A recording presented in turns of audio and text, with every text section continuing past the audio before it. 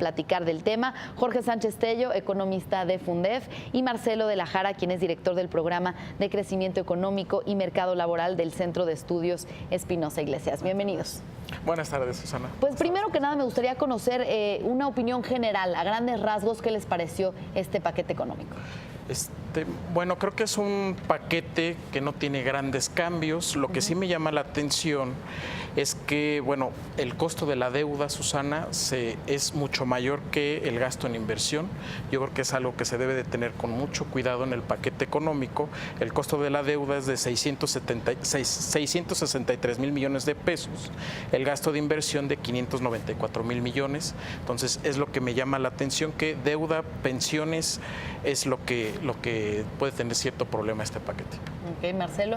Sí, una de las cosas que claramente llama la atención es de que el paquete está concebido desde una visión muy optimista de la economía, probablemente influido por el hecho que en los últimos, en lo que va del año, las noticias económicas han sido mucho mejor que las esperadas. Claro. De hecho, ya lo dijeron las autoridades. Entonces, pero yo hubiera esperado un paquete un poco más conservador en ese sentido, de unos días o incluso horas antes de presentarse el paquete, se elevó el rango esperado del pronóstico para el crecimiento del PIB por parte de Hacienda. Entonces quiere decir que el paquete de alguna manera está concebido, si hay una banda de crecimiento o si hay digamos, para todos los indicadores, está concebido en la parte más alta, es decir, es muy optimista en ese sentido, ¿no? ¿Y qué son las dos cosas que pueden fallar con ese optimismo que uno debería tener en cuenta? Una tiene que ver, me parece, con el hecho que hay en los últimos años, pues ha habido como una sobreestimación de los pronósticos de crecimiento, ¿no? Y eso lo que ha llevado es a pecar de optimismo en la mayoría de los años. Ahora el secretario de Hacienda es otra persona, tal vez vamos a tener que ver si esa tendencia a esperar demasiado de las cifras de la economía se mantiene o realmente al final es un cálculo más ajustado. Por otro lado, la inflación sigue siendo alta, no hay señales de que la inflación todavía haya empezado a normalizarse. Por lo tanto, el paquete en ese sentido espera un retorno bien pronto de la inflación a sus niveles normales. Bien, entonces sobre este panorama optimista y sobre esto que te preocupa de la deuda, el día de hoy el secretario de Hacienda justamente decía que es un paquete que disminuye la incertidumbre para las inversiones porque garantiza menores niveles de deuda y pues da mayor certidumbre en un panorama en el que pues tenemos año electoral, continúa la renegociación del Tratado de Libre Comercio de América del Norte. ¿Qué opinan? Creo que en este aspecto coincido con el secretario de Hacienda, ya se ve que tiene su mano en este paquete porque se reduce el déficit. Vamos a tener también un superávit primario del 0.4% del PIB. La deuda que tanto se ha incrementado justamente desde el gobierno de Calderón, va a bajar de 48 puntos a 47.3% del PIB, cuando se estimaba que el próximo año íbamos a cerrar en el 55% del PIB. Entonces, en ese aspecto creo que por lo menos la Secretaría de Hacienda ya tiene el mandato de que la deuda no debe de crecer. Y también algo que a mí me llamó mucho la atención, sobre todo porque, el secretario Meade sabemos de sus probables aspiraciones, que también le da una importancia muy importante al Estado de Derecho. ¿En qué sentido, Susana?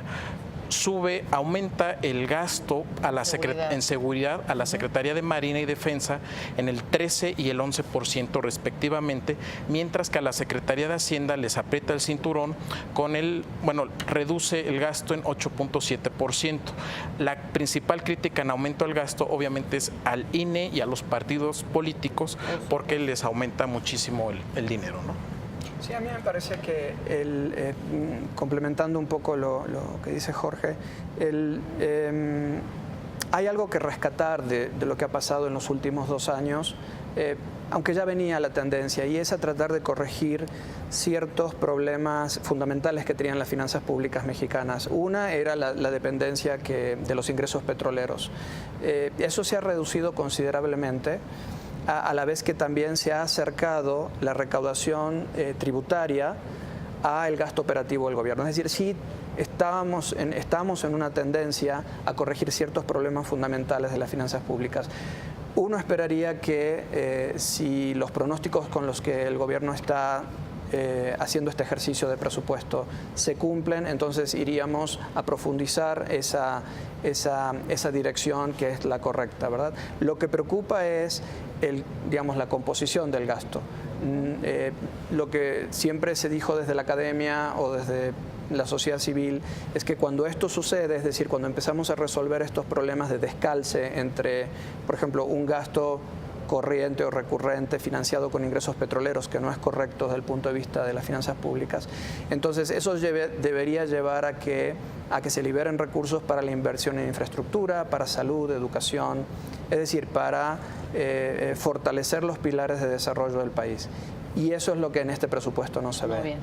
Bien, pues para ir cerrando un poco la idea y concluir esta mesa, pues sabíamos que se decía, más bien se dice por parte de la Secretaría de Hacienda que esperan que pues esta falta de inversión, como ya lo decías en infraestructura, por ejemplo, se complemente con la inversión de las reformas estructurales, reformas que tal vez veremos los resultados pues hasta el siguiente sexenio, ¿no? Marco Cortés decía que es un paquete regresivo porque él dice que no generará empleos y habrá bajos niveles de inversión. Entonces, ¿qué concluye?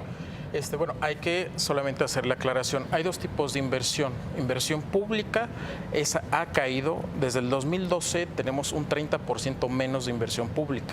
Pero la inversión privada es la que ha, digamos, sostenido el relativamente estable crecimiento económico que tiene el país. Entonces, obviamente con las reformas económicas, pues esperemos que en los próximos años realmente tengamos ese crecimiento. Sin embargo, va a ser muy importante que tengamos realmente un Estado de Derecho. Sin un Estado de Derecho, pues las reformas simplemente no se van a poder concretar.